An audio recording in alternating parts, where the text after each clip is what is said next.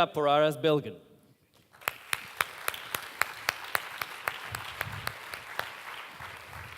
Thank you, everyone.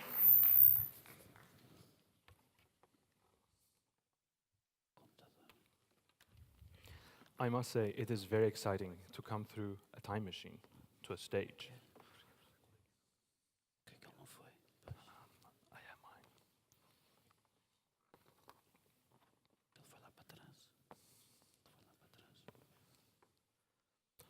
I was going to tell you a little bit about myself. And there are two things that I think you need to know. The first one is that I'm a cat person, so that is something that we should all take note of. The other thing is that I think I am the only presenter who actually uses a Windows machine. So.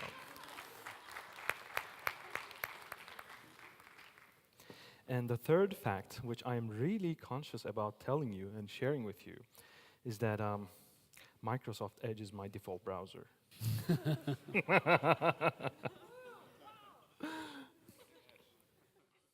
And that is not my presentation. So today, I really wanted to give you a very cool talk. That is why I chose to talk about Arctic expeditions. And I hope you will enjoy how Arctic expeditions relate to user research. And to be able to do that, let's do some terrible user research together, okay? Are you ready?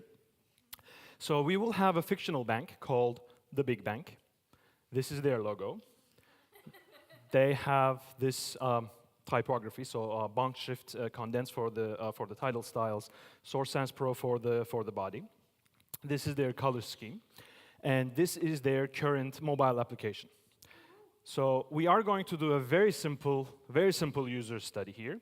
And I'll just have you I'll ask you 3 questions, and then we will go over what happened.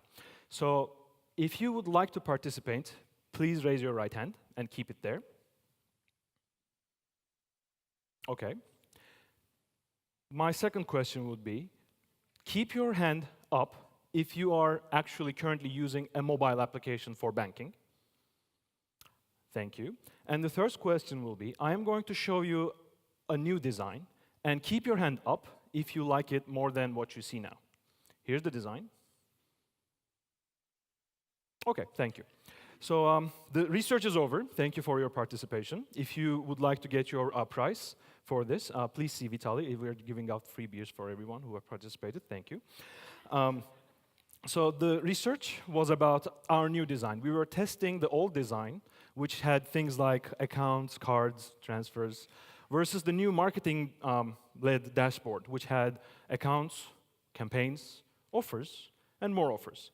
And it was very clear throughout the test that we did in Europe that around 350 people, that the users from all segments clearly wanted to have the new dashboard. This is absolutely terrible. And I am sorry to say that you probably have seen things like this. And there is no way that this is good research. The method was flawed. The selection of people was definitely not on the right path. I had a hidden agenda. I was trying to push towards the latter design that I was showing you. And I had a very unapologetic way for going through this. So this was definitely just terrible user research.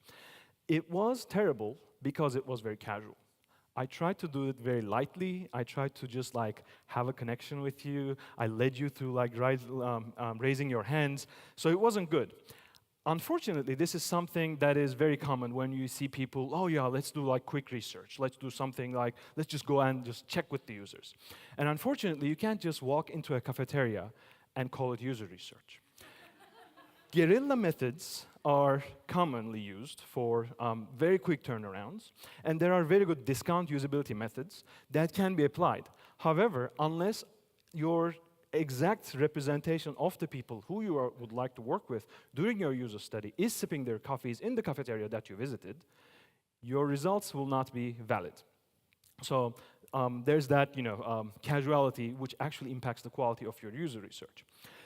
this actually sits on a spectrum. So on this side, we have this not scientific at all approach. I call it the like, hey buddy kind of user research, or like, hey, I built this, isn't this great type of user research, which leads people and does not provide good insights. But on the other side of the spectrum, you have something different. You have people that are trying too hard, and their model is the scientist. Now, the modern science, the positivist, empiricist science, is based on two fundamental things. One is making a hypothesis and then testing it. This cycle creates that scientific knowledge, right? And observation is a big part of this hypothesis testing scale. You see this guy, and he is observing something in the microscope. He probably had an idea, he had a hypothesis, and set up a situation where he, as the expert, multiple PhDs probably, hours of looking into that, looking at the phenomenon that he is separated from as the observer and trying to make sense of it.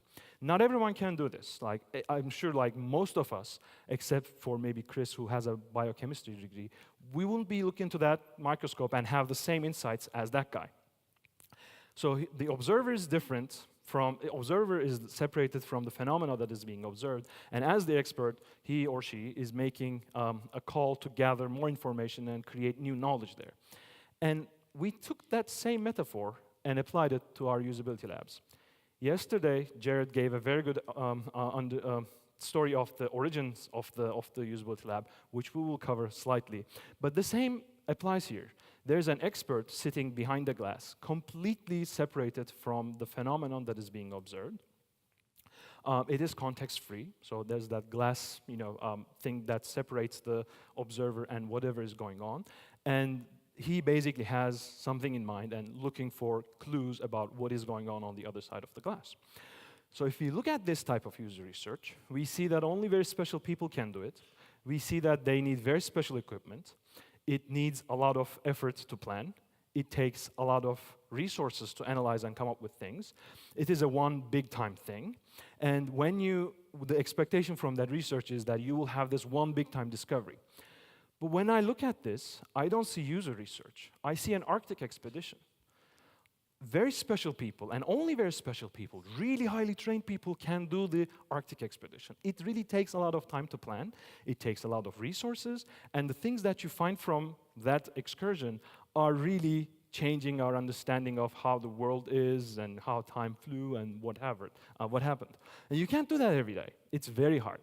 And that is completely opposite of what user research is. Everyone can do user research. You really do not need any special equipment to be able to do user research. It can be planned very quickly, and if you work together with your team, it is actually very easy to analyze. It happens all the time. You can do it almost every day, maybe multiple rounds every day, and it doesn't give you a big bang insight. It gives you thousands of slivers of insights that paint that big picture, that rich picture of the experience that your users are going through.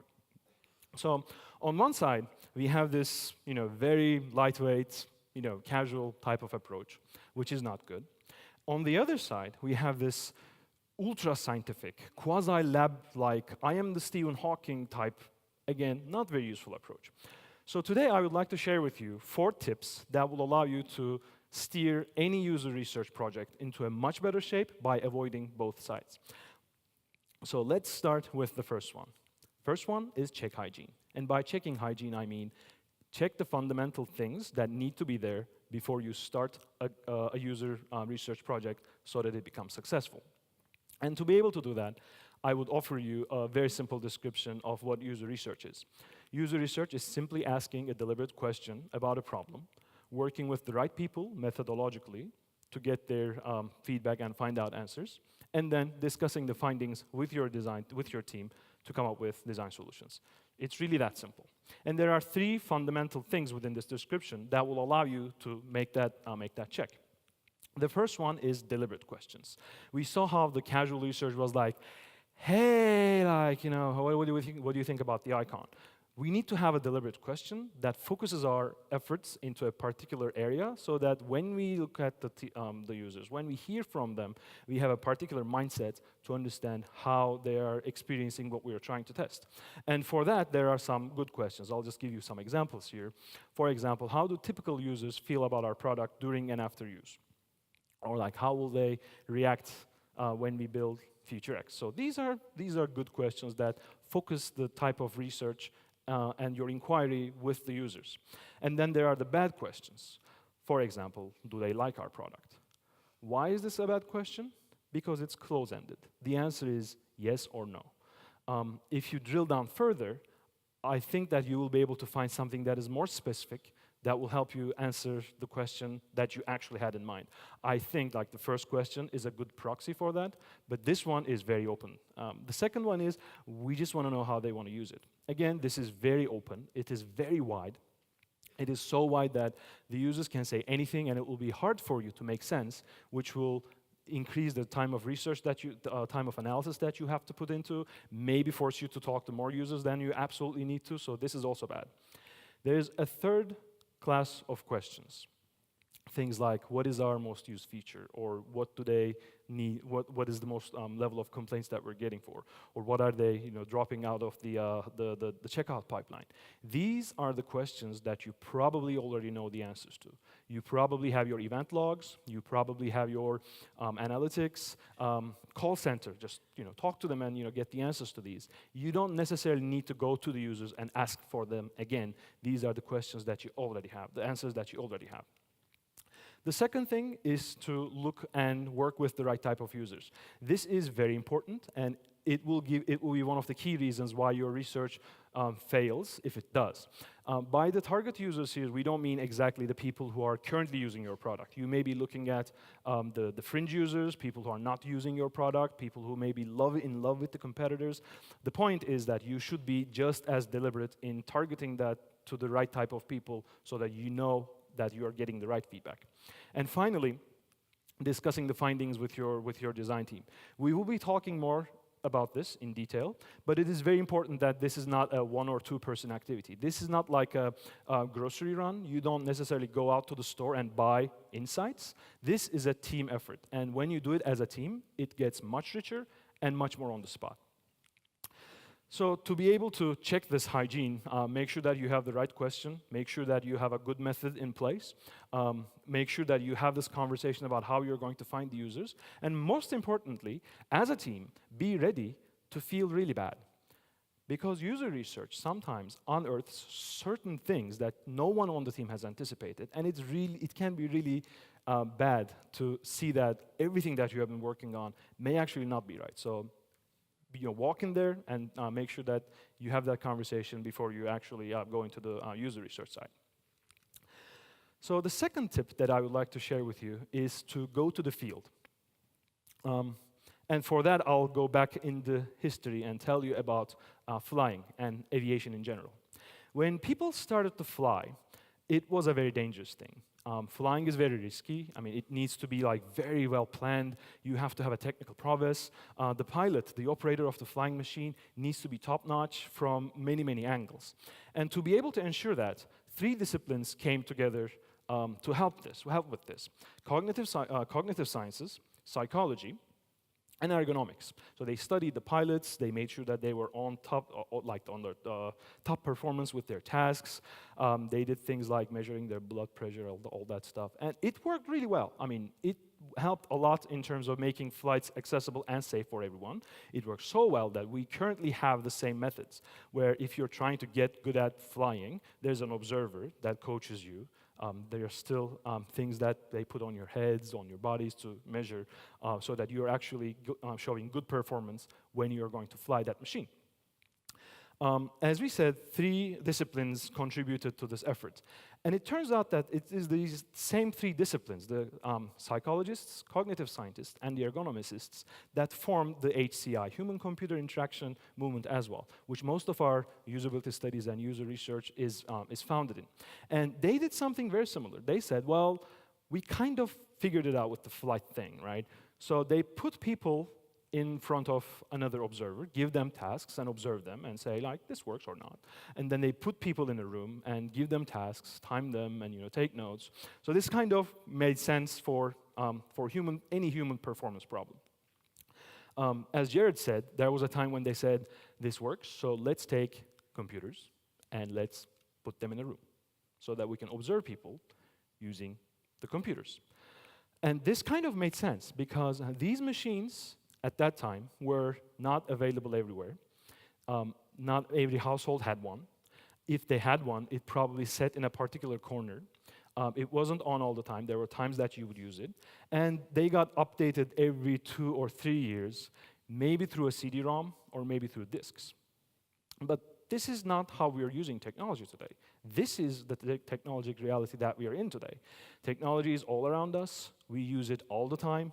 We use it with us throughout the day in different modalities. It is so ubiquitous that it changed a lot of social norms as we're using it. We take it to places that that would have been unacceptable a couple of years ago, but that it is slowly becoming the norm. This is a picture from an Armin van Buuren concert. Any techno trance guys? So, fantastic DJ, wonderful beats, beautiful concert experience. And when you look at this picture, you can count 33 cell phones and 2 iPads within that lovely experience. So you cannot take this and put this in a room. You lose a lot of that context that makes that rich experience. And it is not possible to get the same insights from an experience like this. But we still keep doing that because we love that notion of the control. We love the notion of being in control as the observer. This is a classic usability lab. This is a regional aviation center that looks at the air traffic. This is a real observation room from CNN headquarters. This is the NASA Mission Control Center. I mean, the similarities are striking. Many, many screens, a lot of people staring into this one little thing. And the other thing that we are mistaken about this is the recording. Like, we think that the more we record in these environments, the more access to different insights that we will have. This is another example of a usability lab. This is a recording studio. The similarities are insane. I think this is there's one level beyond this, which is showing a citywide surveillance system. We're basically looking into this mode and trying to capture everything. So we build usability rooms that have multiple cameras, many recording systems, they look into everything, double mirrors, etc., etc., etc. But these rooms cannot capture why this lady is wearing green shoes at home. It cannot capture why that cat is sleeping over there and how long that cat has been with the lady. It won't tell us the last piece that was played on that piano and for whom it was played by. It won't tell us why this guy is very stressed at work and how he's relating with the boss or the person sitting next door. It won't describe why he's having a lot of problems with the very simply designed, very streamlined accounting system, because it won't account for the fact that this guy has been driving for 4 hours to get to the work. That is why we cannot build a room to capture these experiences. That is why we have to go out to the field. And we have to go out to the field as a team. Now, this sounds fantastic, but when you say to the team that we should all be researchers, we should all go to the field, they go crazy. And they start behaving really differently. Some of them think that they are the interrogators. They think that the user has an answer, and their goal as the researcher is to force it out from them. They just ask, why did you do that? Why? Why? Tell me why. Tell me why. So that is a very bad style for a user study. Some people turn into the therapist mode. They hear the problems, they empathize, they connect so well that they start, oh my God, I have to help them. I have to solve their problems. I have to be with them. But that is also not very useful for a usability stuff, for a user research. Some people, especially the product guys, they switch into the salesperson mode. They say, oh, you don't know how to use that? Let me show you the best thing that we did. And then they start demoing. They try to get the user to use the feature that they have last built. This is also not helpful. When we go out to the field as user researchers, there's only one role that we have to assume. That is being a listener with empathy. Vivian gave a great talk about empathy yesterday. I hope you were all here to hear. That is exactly the mindset that we should have when we go out to the field to listen and to be with our users. So whatever we do, we make sure that we do it with our users. We just ask our question, we shut up and listen. And we listen with an open mind, because there are a lot of things that we may not expect to hear. And there are other things that they are not saying, the unspoken things that we see. And we should ask and learn about that. And most importantly, we should watch our conversation style so that we don't lead the people that you're working with, and listen to their actual story as it comes out of their experience. The third tip that I have is to help make sense of it. And for that, I would like to go back to this guy.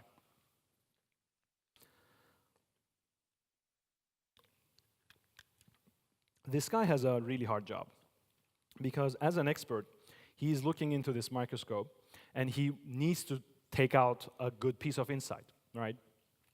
And to be able to disseminate that, he needs to make sure that everyone around him and people that may be in the same field will have to believe that he actually did the work. And he probably works with a small team of co-authors, maybe 3 or 5 people.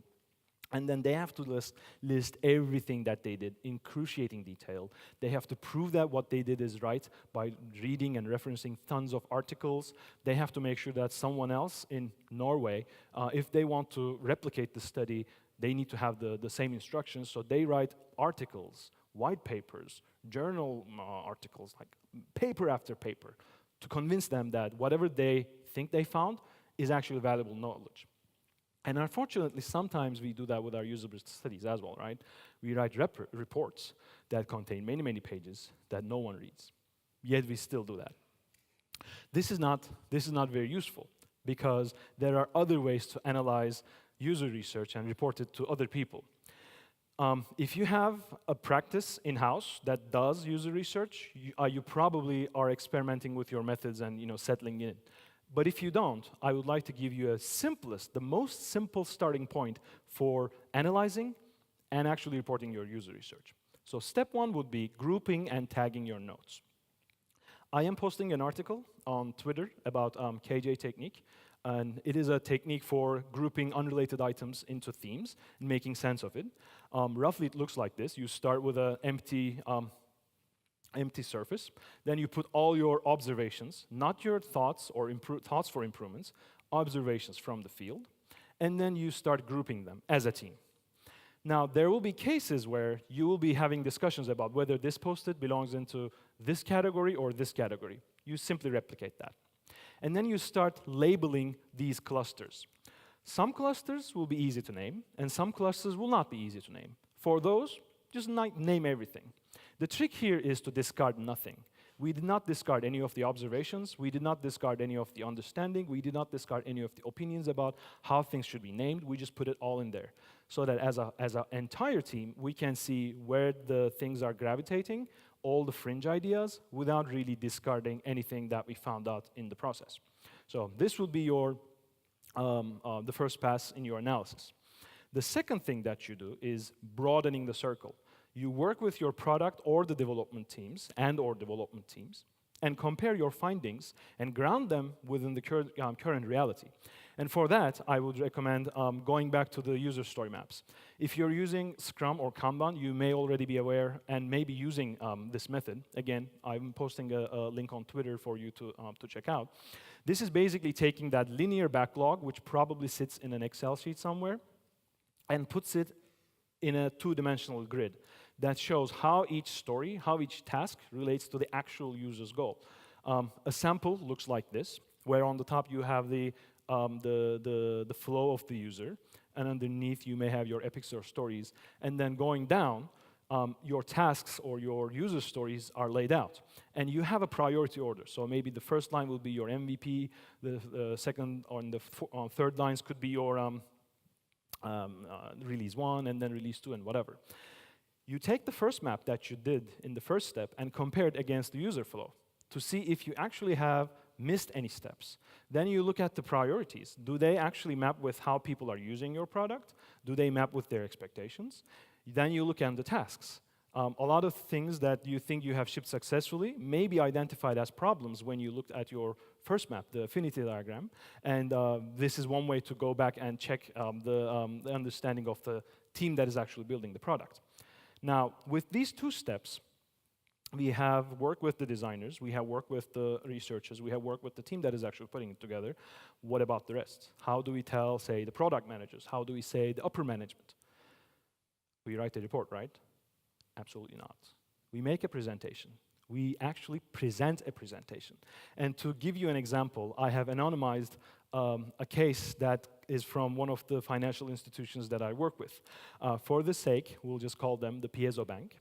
And the Piezo Bank product team had problems with their loan pages on mobile. So they did a usability study, and they came back, did the steps that we just mentioned, and now they're preparing their report. So first page, they say, today we're going to be talking about the loan experience on mobile. And then their second page lists out what was the thing that started bugging them about this problem. So they list out the first things that they said, and then they distill it into a crisp question, a very focused question that answers the problem that they are after. This slide says, we have solid reasons to worry about these, and we think there's a problem here. Their third slide lists out their assumptions, the questions that I had in mind, the hypotheses, their methods that they're going to use, and how they're going to recruit or how they're going to get to the users that may help us answer these questions. The message for this is that we are aware of our blind spots, and we think that we have accounted for many of those, and we know how to work with the right users, where to get those. And then they start telling about the issues in a very crisp way. It is not about beating around the bush. It's basically saying loan pages are not inviting to the users to explore. This tells them that there is this clear message, and let's be clear about how we can work on this. Then you follow up with the evidence. The evidence can be videos from the field, it can be pictures that you've taken, it can be your notes verbatim, or it can be things that you have seen on the user's site that you would want to share. And the message here is that we're not making this up. This is actually how the users are behaving today. This is actually what is happening to them today. And this is usually the time when you get the pushback, where the senior people in the room or the people who think that they are the product owner said, no, that's not how they use it. I know the users. I don't use it that way. And the message here is, no, they actually use it that way. It's very clear that they are going through these problems that we have ignored, and we need to do something about that, which is the next slide. Then you list out all the recommendations that you have. And this can be anything that ranges from simple campaigns, simple reminders that you send through email, changing like one word in the call center, or it can be fixing whatever is on the screen. And the message here is that there are many ways to fix it. You're not saying that there's only one way to fix it, but there are multiple ways to address this issue. And you do this maybe for like 3 or 4 other items. In your closing slide, you thank them and ask them something very important. Who else may be interested in hearing this? And by doing that, you are enriching that sphere of understanding. You are you're welcoming the new type of input that may actually make you realize something that you haven't realized before, and in the end, get something that is a lot more richer. So analyzing your data collectively is very important. You never write a user research report. You never send anything. You make a presentation, you tell the story, and you kind of like make a road tour and tell everyone the story and present it in person. And then you actively seek people who may be interested and who may be helping you with your flow. Finally, feeding the next wave. We talked about this description, or this definition of user research, and we talked about the 3 steps. If you look closely, you actually have 6 steps here. You first start with defining the problem, and then you formulate the questions to help you answer that problem. Then you pick your inquiry type, whether you are going to make a usability study, an ethnographic study, interviews, surveys, whatever. And then you execute that. And then you bring it back, analyze it with your team, and then you share your findings. If you're doing research for the absolute first time, you go through all of these steps. But if it's your second iteration, it is very likely that you did not have the exact answer to the question, to the big problem that you had. So for the next round, you kind of skip it. You come up with new questions that will help you answer that bigger question. And as the time goes, as you get better at it, you know that there are particular methods that work with the type of users that you're going to get to. You know that particular problems in your organization imply that you can use certain methods in a much easier way. So you start combining a lot of steps together with that knowledge that accumulated in you. And by the time that you get to the fourth and maybe the fifth iteration, you know exactly what you need to pay attention to so that you can actually focus on your efforts deliberately into particular portions of your research methods. And these all help you with one thing, that is making user research into a habit. It enriches the way that you go out to the field, and feel free to play with your process without really breaking that correctness. And whenever you can ask for people that will help you and enrich this experience and come up with better results. So today we talked about how user research is very different than Arctic expeditions. Everyone can do user research. You don't necessarily need to have expensive equipment to be able to do that. It can be planned very quickly, and if you work as a team, it can be analyzed in a very, very efficient way. It happens all the time, and instead of big bangs, it gives you this constant understanding of what your users are going through, and provides you with a good preview of their experience. But there's actually one thing that is very similar between user research and Arctic expeditions. This is a tool that Arctic scientists use. It's an ice drill. It drills a hole deep into the ground below the surface and extracts an ice core from hundreds of meters below, something that looks like this. And in this ice core are little particles that are trapped maybe hundreds and millions years ago. The Arctic scientists look into these particles, and by looking at those, they understand our history on this planet, the challenges that we have gone through, and like where we are within the cosmos. During user research, there are some times where you have this connection with your users, such a strong connection into their world, that you learn something that completely changes your perspective and completely gives you a new idea about where you stand within the cosmos. And unlike a few Arctic explorers, we all can do this when we start with the right question, work with our users directly, work with our team to analyze things together, and make user research into a habit. Thank you very much.